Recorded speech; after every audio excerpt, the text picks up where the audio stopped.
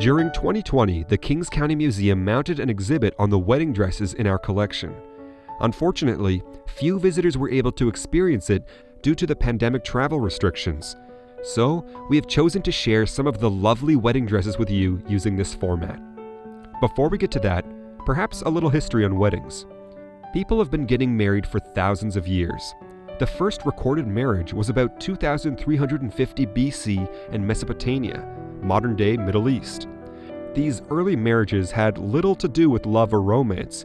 They were practical alliances, not love matches. Before 1215, a marriage could be created with just a declaration by the couple, often sealed with a kiss in public.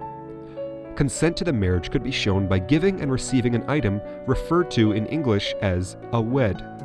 A wed could be any gift, but was often a ring. A wedding, where a man gave a woman a ring and she accepted it, created the marriage. Weddings as we know them today are a much more modern invention, dating back only to the Victorian era. As to wedding dresses, for most of history, the bride and groom would be attired in their best clothes, and no bride, no matter how wealthy, would have expected to wear her dress only once. Then came Queen Victoria's trend-setter wedding in 1840. Her choice of an elaborate white dress was quickly adopted by wealthy, fashionable brides, although for those of less exalted station, wearing your best dress continued to be the norm for many more years. Now, let's have a look at some of the wedding dresses in our museum. Our oldest wedding dresses are from the 1870s, 80s, and 90s. As you can see, the two oldest dresses, one from 1875 and the other from the 1880s, are both black, a far more practical color for a dress than white. The 1875 two-piece wedding dress was worn by Jane Pierce Humphrey, formerly of Dickey Mountain and later of Mercer Settlement, for her wedding to Albert Humphrey. It is black silk, fully lined in brown, and the bodice has a front closure of 13 hooks and eyes. The second dress, also black, is of taffeta and trimmed with black lace. It is worn by Mary Victoria Ann Steeves on the occasion of her wedding to Wilfred B. Jonah in the 1880s. To complement her dress, Mary carried a wedding fan. The silk fan was red in color, although it has now faded to brown. Wedding fans were popular accessories for brides throughout the 19th century.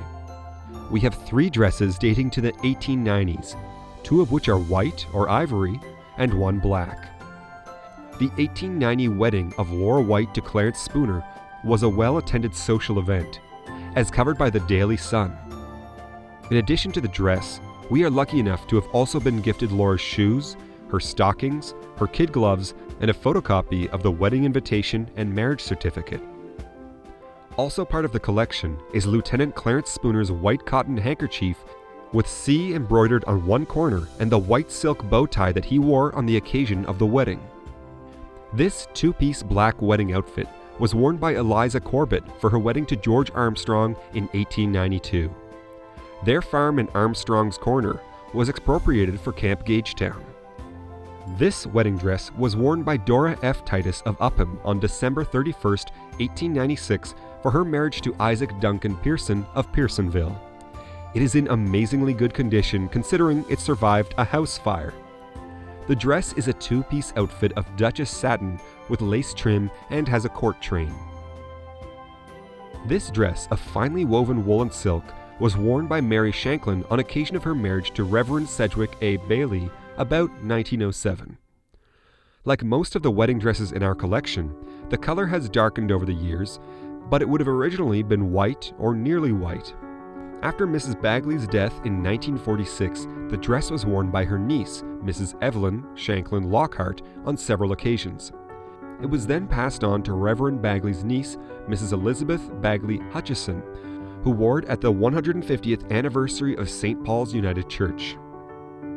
This linen wedding dress was made in 1908 by Ethel MacLeod Good for her marriage to Oscar Frederick Dearkin. The wedding took place at the home of her parents, James Elsbridge Good and Agnet Bassett MacLeod in Fillmore, Saskatchewan, June 4, 1908. Mr. and Mrs. Good were from Lower Millstream, Kings County, NB, but had moved to Saskatchewan in the spring of 1905. Both the Good and MacLeod families are of Loyalist origin. This Duchess satin wedding dress with court train has badly deteriorated over the years. It has an insert of Battenbury lace and bodice, and 2 rows of mother of pearl and crystal beads run from the shoulders to the hem on the front of the dress. The bride was Miss Grace Winifred Mackay of Sussex, who married Harry Brown Clark October 27, 1909. The dress was worn again by her granddaughter, Mariana Lynn Clark, for her wedding on June 8, 1968 in Aylmer, Ontario. This 2-piece cream silk wedding dress was worn in 1910 by Agnes Victoria Steele Campbell of Salina, Kings County, NB.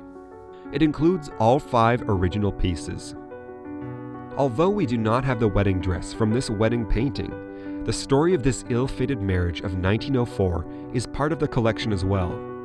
The large portrait is of Melbourne Albrighton Northrup and his wife Flora Kieser on their wedding day on the 27th of January 1904. She was born in Bridgewater, NS, and Melbourne of Salina, Kings County, NB. The picture is done in charcoal and chalk and is the work of Alice Holmes of Sussex. Ida died the next year of childbirth complications, and Melbourne died the next year of a broken heart. This 1913 cream with silk wedding dress with pantaloons was worn by Annie Frost Wetmore, who married William Sterling Parley on September 14, 1913. Her white silk gloves were also part of the donation. Sterling and Annie rest in Riverbank Cemetery. We are very fortunate to have in our wedding dress collection 2 instances of dresses from more than one family member. This dress was worn in 1910 by Muriel Brayton Harrington, the great-grandmother of the donor. The bodice is ivory gauche over netting with a silk cummerbund and sheer gauze sleeves with silk trim. The veil is of white tulle. The donor's great-aunt wore this pure silk blue and white striped wedding dress in the early 1920s. And finally, this 2-piece wedding dress and gloves in pale blue were worn in 1946 by the donor's mother, Bernice Jones. Another family grouping has a mother and daughter's wedding dresses, worn 30 years apart. We have the wedding photos for each happy occasion as well. Ivory silk and lace wedding dress with attached cummerbund-style waist was worn by Annie Walker at her wedding to Harry R. McKim in 1917.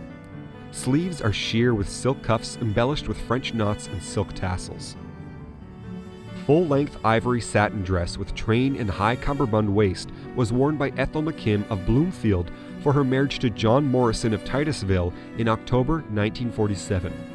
We have the wedding headpiece as well, and again, the gloves and a wedding photo. This lovely wedding dress of ivory chiffon with silk underlay was worn by Ellen Kathleen K. Folkens on the occasion of her wedding to Clarence Muir on September 26, 1928 at Berwick United Church. The dress is below knee length with horizontal pleats on the bodice and lower part of the drop waist skirt. There is a silk ribbon rosette with streamers at the center front. It also has a boat neckline and drop shoulder short sleeves.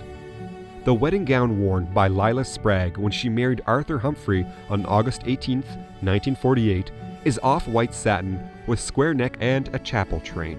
Interestingly, we also have a part of the train, which she apparently had removed prior to the wedding, as well as her headpiece and veil. An album was created for their 50th wedding anniversary, which has also been donated to the museum. As we reach the 1950s, we see that styles have not changed greatly from today. Not all wedding dresses have happy stories.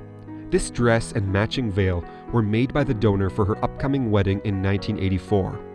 Unfortunately, the groom canceled about 4 weeks before the wedding, so they were never worn. Our 2 oldest wedding articles are not dresses at all.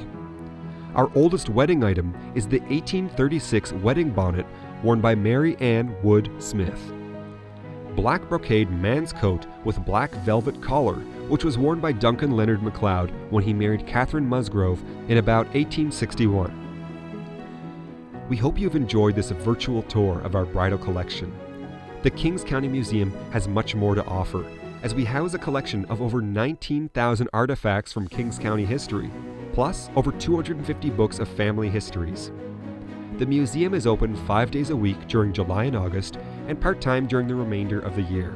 With an ever-changing rotation of artifacts on exhibit, there is always something new to see. Visit our website or Facebook page for up-to-date hours of operation and come by for a visit.